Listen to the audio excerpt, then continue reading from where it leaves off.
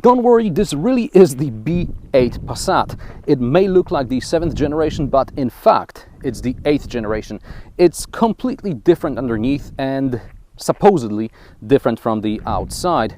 Over 40 years, Volkswagen sold more than 22 million units of the Passat, so I guess the Volkswagen engineers know what they're doing. The most important changes are invisible to the naked eye. The new Volkswagen Passat comes with a long list of systems aiding the driver. Debuting in this model are the city emergency braking with pedestrian monitoring, trailer assist, traffic assist, and emergency assist. The new Passat can also be specified with an optional panoramic display in front of the driver and head-up display.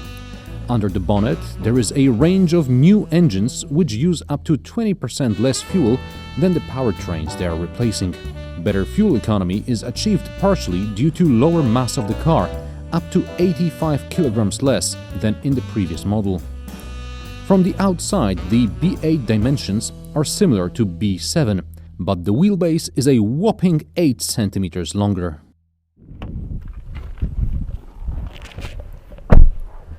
With the longer wheelbase, it should be no surprise to you that there is plenty of legroom and there is still decent headroom, even though the car is slightly lower than its predecessor. There's this huge tunnel here in the middle because you can specify the Passat with optional 4Motion 4-wheel drive system. But even with this tunnel, there is still a lot of space here in the middle for a third adult to sit. I was very much interested in the new 240 horsepower 2-liter 4-cylinder diesel engine. Let's start with the engines. I've already tried the 2-liter 240 horsepower diesel that's 500 newton meters of torque. With this sort of performance, at least on paper, you expect the car to be exceptional. But it's not. There is something wrong with the way the engine is configured. It's loud and it's not very refined, and getting it to move with the 7-speed DSG, it's just a pain in the you-know-what. So as quickly as possible, I switched the car and now I'm driving a 1.4 liter 150 horsepower petrol, and it's a much smoother car. The response is much better, it's much more fun to drive. It may have to do with the fact that the 2-liter diesel was a station wagon, a variant, and this is a sedan, and the station wagon may have been set up more for comfort, and this one is, or maybe, more set up for dynamic driving. This could have something to do with that. The 1.4 petrol engine is also, surprisingly enough, more economical than the 2-liter diesel. That's partly due to the fact that it's equipped with ACT, that's active cylinder technology. Basically what it does is it switches off 2 cylinders when you don't need full power. And I've been averaging around 7.5 liters per 100 kilometers. And I have been driving this car through some mountain roads the last 2 or 3 hours. So there was some considerable strain put on this engine.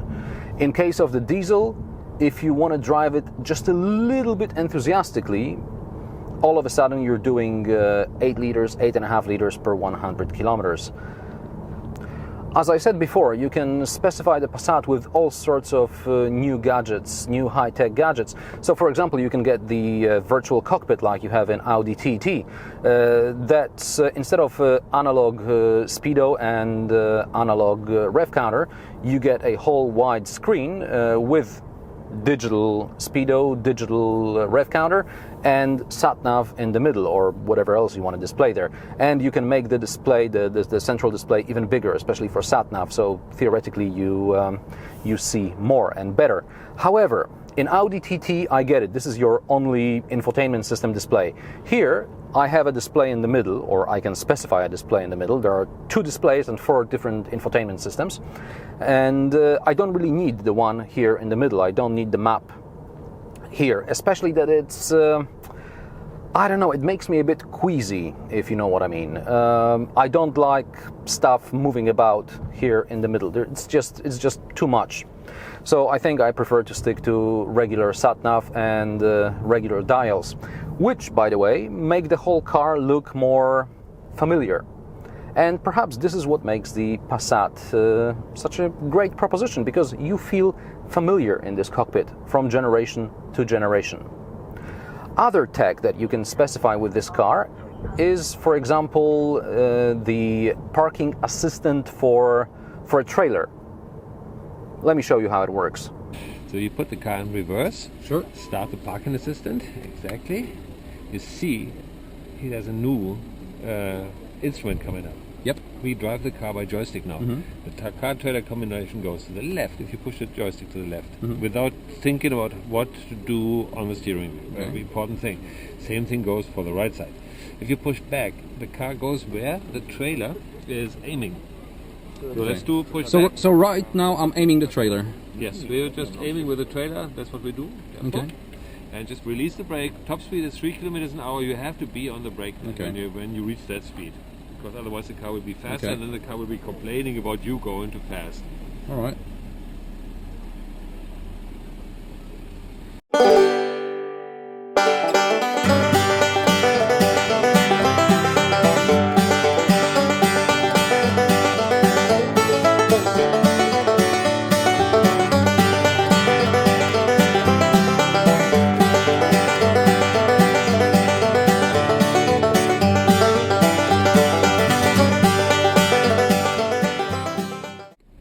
I would never ever do this by myself. Well, it's not exactly straight, but close enough. It's in, yeah.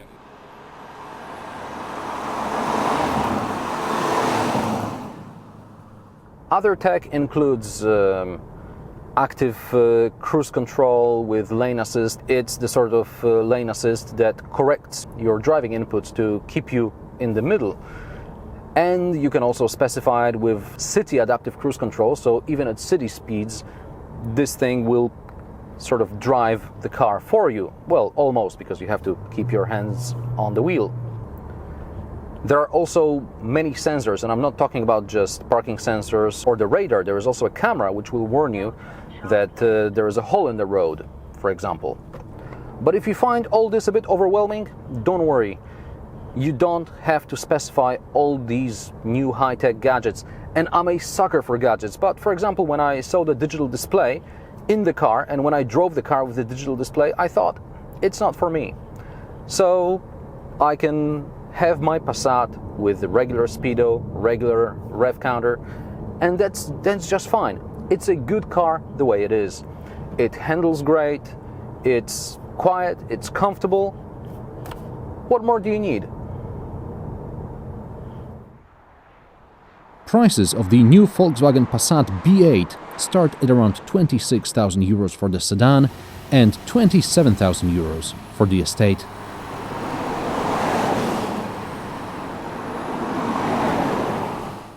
The old new Passat or the new old Passat?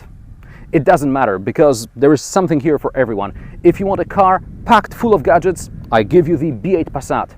If you want a simple everyday car, I give you the B8 Passat.